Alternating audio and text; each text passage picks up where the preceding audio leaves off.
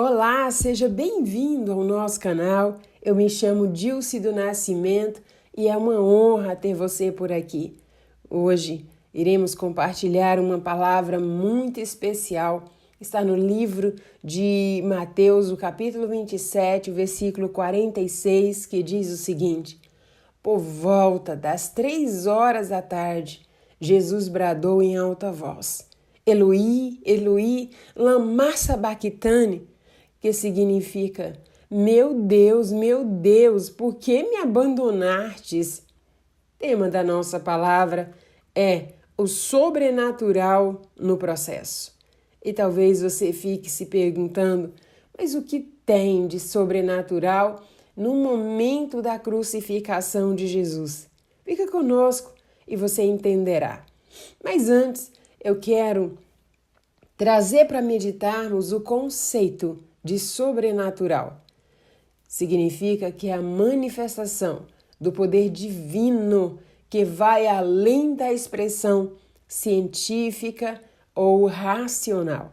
Quando falamos de sobrenatural, nos referimos a uma manifestação do poder de Deus, dessa intervenção divina sobre a terra, algo que somente o Eterno poderia fazer. Durante todo esse ano, estamos trabalhando a temática o despertar do sobrenatural. Significa dizer que estamos desejosos pela intervenção do Deus Todo-Poderoso sobre a terra e nos lugares em que estamos, nas ações, dentro da igreja local, inclusive nas nossas vidas. Nesta palavra, eu tenho o objetivo de responder, ou pelo menos tentar, três perguntas. A primeira delas é o que é o processo? A segunda, como ouvir a Deus no processo?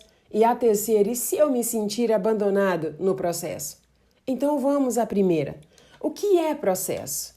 Processo, conceitualmente falando, refere-se a uma série de etapas ou ações que ocorrem de forma sequencial, levando a uma mudança ou transformação de um estado inicial a um estado final. Olhando para a história de Jesus, vamos meditar no que está em Isaías 53, os versículos 2 e 3, que diz o seguinte: Ele cresceu diante de todos, como um broto térreo, e como a raiz que saía de uma terra seca. Ele não tinha qualquer beleza ou majestade que nos atraísse, nada em sua aparência para que o desejássemos. Ele foi desprezado e rejeitado pelos homens, um homem de tristeza e familiarizado com o sofrimento, como alguém de quem os homens escondem o rosto, foi desprezado e nós não o tínhamos em estima. O texto então de Isaías está falando a forma que Jesus nasceu e que ele foi criado. Nasceu numa simplicidade, numa manjedoura, cresceu ali de uma forma simples, no meio do seu povo, mas para cumprimento de quê? De um propósito. O cumprimento de um desejo que estava no coração do Pai. Mas no ato da crucificação não havia beleza alguma em Jesus. Não havia sequer uma aparência que fizesse com que as pessoas olhassem para ele e pudessem dizer: aí está um rei. Pelo contrário, foi desprezado, rejeitado por todos. Um homem realmente de tristeza, soube o que era sofrimento, mas aguentou até o fim. O versículo 7 diz que ele foi oprimido e afligido, contudo não abriu a sua boca. Como um cordeiro foi levado para o matadouro, e como ovelha que diante dos teus tosqueadores fica calada, ele não abriu a sua boca. O 10 diz, contudo, foi da vontade do Senhor esmagá-lo e fazê-lo sofrer. E embora o Senhor faça da vida dele uma oferta pela culpa, ele virá Ele verá sua prole e prolongará seus dias, e a vontade do Senhor prosperará em suas mãos. Jesus sabia o que era sofrimento. Nascendo de uma forma simples, como já falei, cresceu também de uma forma simples no meio do seu povo, mas no tempo certo começou ali a enfrentar os desafios que eram inerentes para o cumprimento do seu propósito. Quando começa então a falar da parte do Senhor, a pregar o Evangelho, a falar do Pai, ele começou a ser apontado, a ser julgado, até o momento em que de fato o acusa, o prendem, o espancam e ele é necessário que ele vá para a cruz. Ali na cruz, ele soube o que era tristeza, o que era o abandono, o que era rejeição, o que era injustiça, o que era traição. Foi deixado e abandonado pelos seus amigos mais íntimos. Afinal de contas, um o vende, 10 foge, mas no ato da crucificação temos apenas um, o João, juntamente com sua mãe Maria, Joana e Maria Madalena, que observava ele pregado em uma cruz. Aquele processo era necessário. Diante de uma multidão que o apontava, que o acusava, ele aguentou, ele sofreu. Mas para tornar o seu cálice ainda mais doloroso, alguém lhe dá vinagre no lugar de água. Talvez você fique pensando, Dilce, mas o que há de sobrenatural neste processo? Eu quero te lembrar que Jesus, desde o primeiro momento em que ele nasceu, ele foi perseguido. Nas primeiras horas ali ele já foi perseguido pelos reis da época. Viveu, então, também apontado. Alguns o admiravam, mas outros apontavam. E aqui é o ápice, então, da sua vida e do seu processo. Mas ainda não era o final de tudo. Afinal de contas, ele precisou ser sepultado e precisou passar pela ressurreição. Mas olhando para a crucificação, quem diria que aquele momento de tanta dor traria um resultado final positivo, um resultado final de glória? Ninguém, jamais. Assim, é na minha vida e na sua vida. O processo parece sem sentido, o processo parece não ter propósito, mas assim como na vida de Jesus, o processo, ele tem um propósito na minha vida e na sua vida. Se Jesus naquele ato tivesse dito, Pai, me tire dessa cruz, Pai, eu não aceito essa cruz, eu e você não estaríamos ali, sentindo toda aquela dor, toda aquela rejeição, no ato em que o pecado da humanidade está sobre si, ele se sente abandonado pelo Pai. Ele se sente esquecido pelo Pai. E a pergunta que eu te faço é: quantas vezes você já se sentiu abandonado? Você já se sentiu rejeitado, traído, injustiçado, humilhado durante o processo? Eu acredito que todos nós, em algum momento da nossa vida, já passamos por isso. Mas Jesus, ali naquela cruz, ele clama ao Pai. Ele pede ao Pai que olhe para ele. A palavra diz que durante 3 horas a terra escureceu. A terra apareceu em trevas total, porque ali estava crucificado quem? O Filho de Deus. E como Deus ouvir Deus nesses momentos, no momento de escuridão, no momento em que tudo parece sem sentido, no momento em que eu me sinto abandonada. Esse é o segundo ponto dessa mensagem.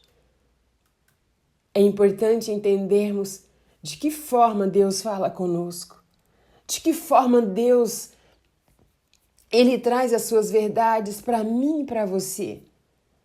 Quando nós estudamos as personalidades proféticas, vamos observar que elas são 4. Nós temos aquelas pessoas que sabem, porque sabem, são pessoas que são mais de um conhecimento intelectual profundo da palavra do Senhor, são pessoas que buscam entender e estudar intensamente a Bíblia. São pessoas, nós temos ainda a segunda personalidade profética, que são as pessoas que sentem, são as pessoas que experimentam a presença de Deus por meio das emoções e sentimentos. São pessoas que sentem profundamente pessoas que têm profundamente uma conexão emocional com Deus. Então elas sentem dor, elas sentem o sofrimento do outro, elas sentem aquilo que o outro está sentindo, e isso é permissão do Senhor. E temos ainda a terceira personalidade profética, que é aquela que escuta, aquela que tem uma habilidade de ouvir a voz de Deus, e muitas vezes em momentos de silêncio. São pessoas que ouvem uma mensagem clara e direta da parte de Deus. Nós temos como exemplo o próprio Samuel, quando ouvia a voz de Deus. Nós temos o próprio o próprio Jesus, no momento em que ele escuta a voz bradando do céu e dizendo: esse é meu filho amado em quem eu tenho prazer. Nós temos ainda a quarta personalidade profética, que é aquelas pessoas que veem, pessoas que têm visão clara e detalhada de muitas situações que ocorrem. Elas descrevem essas visões com muita precisão. E nós temos a referência de Isaías, em Isaías 6, 1 e 2, descrevendo quando ele viu o trono do Senhor. E ele descreve, inclusive, os anjos, os serafins que ele viu naquele lugar, de que forma que eles estavam. Nós temos ainda o João, em Apocalipse 10, o versículo 1 e 2, que ele descreve também a forma que ele viu o Cordeiro. Mas naquela hora, no ato da crucificação, Jesus não tinha uma voz bradando alto e dizendo: esse é meu filho amado em quem eu tenho prazer. Naquela hora, Jesus não contemplou uma visão de um trono alto e sublime. Não. Naquela hora, Jesus, ele não sentiu a presença do Pai. Pelo contrário, ele sentiu o abandono. Então, como agir naquela hora, no momento de dor, no momento de sofrimento, no momento mais difícil da vida de Jesus?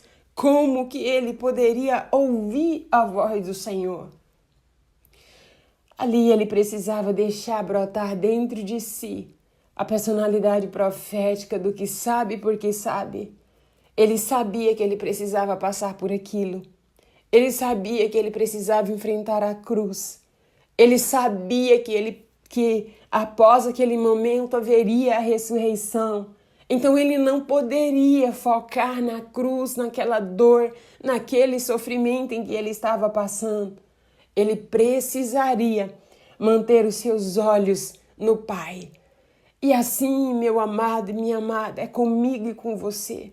No processo, nós precisamos estar muito consciente da palavra do Senhor sobre a nossa vida e entender que aquilo que Ele disse: no mundo vocês terão aflição, vocês terão aflições, mas tem de bom ânimo, eu venci o mundo. No momento do processo, no pior momento, no momento mais desafiador, nós temos que nos apegar às promessas do Senhor. E aí não tem visão, aí não tem voz. Muitas das vezes nós não conseguimos sentir nada a não ser dor, a não ser injustiça, a não ser o sentimento de traição ou de abandono. Mas é nessas horas que nós precisamos nos apegar mais ainda à palavra do Senhor. Eu sei que Nesses momentos, nós queremos ouvir alguém, nós queremos escutar uma palavra que acalenta, uma palavra que direciona, mas muitas vezes nessas horas nós não as temos. É o momento então de corrermos para as nossas Bíblias, de nos apegar à palavra do Senhor, aquilo que está escrito, para que nós venhamos de fato a não vacilar, a não vacilar. Enquanto eu ministro essa palavra, então eu compartilho com você, eu poderia dar inúmeros exemplos de processos que para mim foram tão dolorosos, para mim foram tão difíceis. Inclusive ministrar essa palavra, algo desafiador, porque quando eu olho para Jesus, eu vejo Jesus pregado naquela cruz e eu penso como se sentir amado. Como dizer eu sou amado do meu Pai, abandonado numa cruz, com as pessoas julgando, com as pessoas o apontando, com as pessoas ali querendo tornar os seus momentos ainda mais difíceis, dando vinagre de beber. Assim é comigo e com você, assim é conosco. No processo, nós não nos sentimos muitas das vezes amados, porque ele parece não fazer sentido. E aí vem a terceira parte dessa mensagem. E se eu me sentir abandonada, Deus? E se eu me sentir só? E eu posso garantir a você que nesses momentos, normalmente, é o que nós vamos sentir. Eu quero te lembrar da palavra do Senhor. Eu quero te lembrar de como Mateus descreve esse momento. Mateus 27, versículos 51 e 53 diz: naquele momento, o véu do santuário se rasgou em duas partes, do alto a baixo. A terra tremeu, as rochas se partiram, os sepulcros se abriram, os corpos de muitos santos que tinham morrido foram ressuscitados. E saindo dos sepulcros, depois da ressurreição de Jesus, entraram na cidade santa e apareceram a muitos. Essa é a terceira parte. E a terceira parte diz que no momento em que Jesus se sentiu abandonado, aconteceu tudo isso. Aqui é o sobrenatural. Aqui é o sobrenatural. O véu rasgar sem que ninguém tocasse nele. A terra tremeu. Quem poderia fazer a terra tremer? As rochas se fenderam. Os sepulcros foram abertos e mortos ressuscitaram. Mas o que tem a ver isso com a minha vida, Dilce? O que tem a ver isso com a minha vida? Eu quero te dizer que o processo, Deus deseja o processo na minha vida e na sua vida para que aconteça o sobrenatural. O véu se rasgar fala de nós buscarmos a presença do Senhor como nunca. Buscar a intimidade, se entregar, se lançar sobre Ele. Buscar ali a sua presença, estar diante dEle como nunca. Como nunca. É nessa hora que o nosso nível de espiritualidade muda. São nessas horas em que vivemos experiências que nós jamais imaginamos viver. Eu posso dizer a você que durante toda a minha vida, os processos mais desafiadores que eu já passei foram os que mais me aproximaram de Jesus. Foram aqueles que mais me levaram para o Pai. Foi todas as vezes que o Senhor deseja que eu mude de nível. Todas as vezes que o Senhor anseiou que eu fosse para uma nova realidade, Ele me colocou num processo difícil, num processo que eu chorava, ou que eu choro, que parece que eu não vou dar conta de passar. Isso fala desse véu rasgado. O segundo ponto, a terra tremer, é estabelecer, é fazer mesmo com que as nossas estruturas sejam sacudidas. É fazer com que tudo aquilo que nós nos apegávamos como um ponto de segurança perde a segurança e nós passamos a viver totalmente confiante no Senhor. O sobrenatural fala de você esquecer o que é natural e buscar algo que é divino, uma intervenção vinda diretamente dos céus. As rochas partirem é o momento em que o nosso coração é quebrantado. É o momento em que o nosso coração, ele realmente se entrega por inteiro. É o momento em que nós perdemos a racionalidade. É o momento em que nós dizemos, se não for o Senhor, não há mais ninguém que possa fazer algo.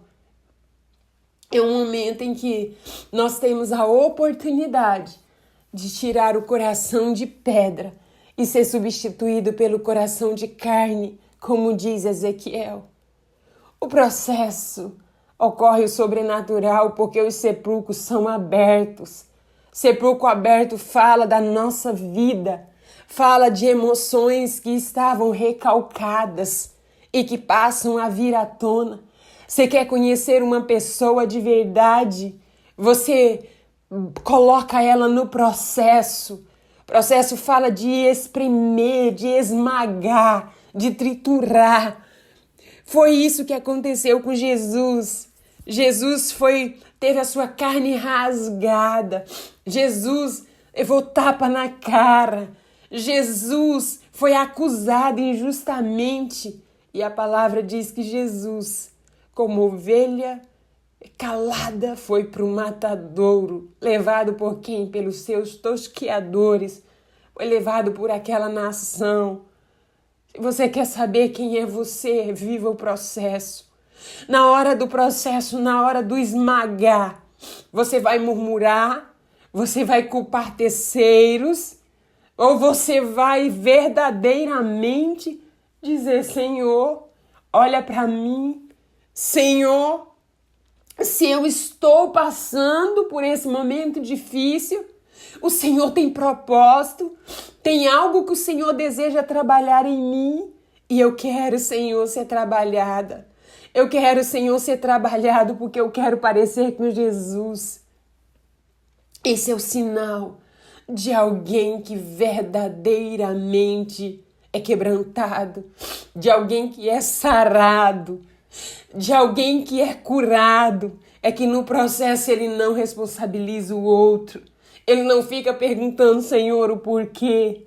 A sua oração é, Senhor, me dê força para passar. Senhor, a tua palavra diz que todas as coisas cooperam para o meu bem. E eu sei que se eu estou passando por isso é porque o Senhor tem propósito. Mas uma pessoa que não é curada, nessa hora, a sua ferida vai sangrar. Dos seus lábios vai sair murmuração. Dos seus lábios vai sair ódio. Dos seus lábios vai sair revolta. Dos seus lábios vai sair palavras que ferem. Mas o curado não. Ele vai se submeter ao processo. E aí nessa hora, os mortos vão ser ressuscitados. É nessa hora que os sonhos de Deus começam a tomar forma. É nessa hora que Deus está contemplando e dizendo, filho, aguenta mais um pouquinho. Filha, aguenta mais um pouquinho. Porque nessa hora eu estou ressuscitando todos os projetos que eu tenho para a sua vida. Nessa hora o Senhor está dizendo, eu estou liberando com mais veemência os dons espirituais. É nessa hora que vai surgir a palavra de conhecimento. É nessa hora que a palavra de sabedoria brotará dos nossos lábios. É nessa hora que você vai ser usado no dom de profecia. É nessa hora que você vai ter revelação da palavra como você nunca teve. É nessa hora que você vai impor as mãos sobre o enfermo e ele vai ser curado. Então, no processo existe o sobrenatural. O processo é para que o sobrenatural venha. Durante todo esse ano, como igreja, nós temos falado do sobrenatural. Mas não há sobrenatural sem processo. Não há sobrenatural sem intervenção divina. E eu quero te lembrar de algo. Eu quero te deixar 3 referências de processo, para que você se lembre todas as vezes que você olhar e perceber que você está vivendo um processo. A primeira delas é a uva. A uva, ela tem encaixes simples e elas podem ser servidas na mesa, nas ceias, como uma simples uva.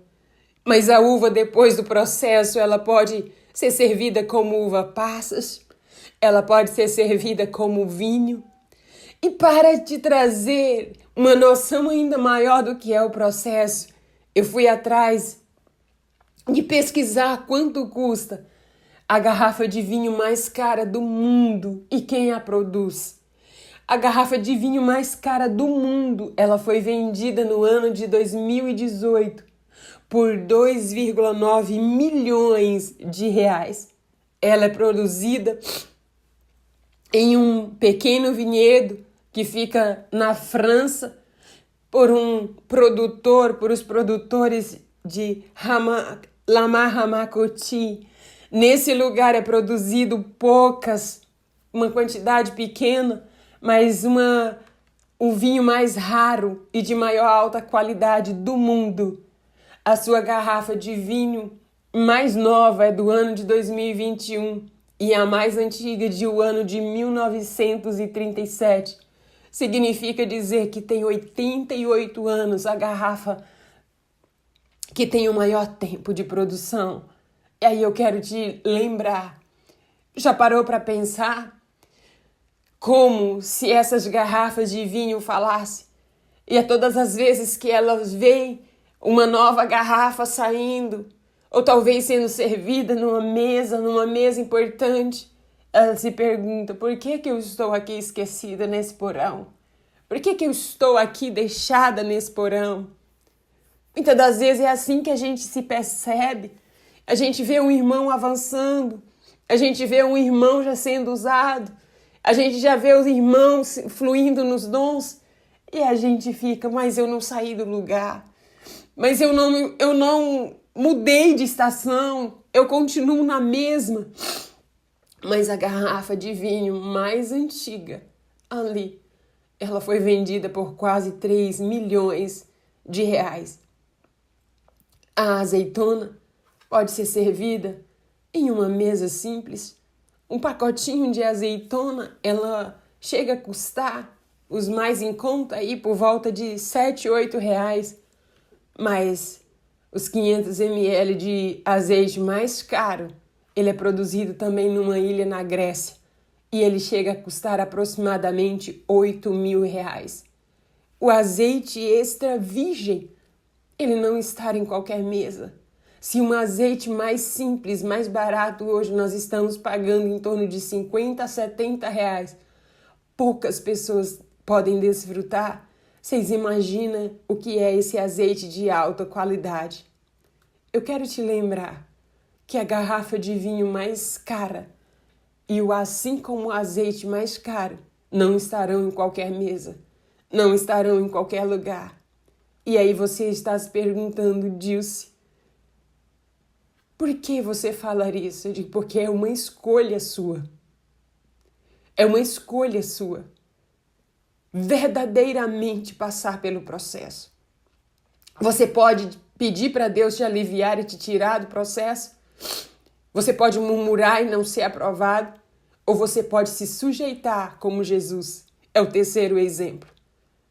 Jesus, quando estava desfigurado, abandonado naquela cruz, não havia sentido algum para aquelas pessoas, aquele processo.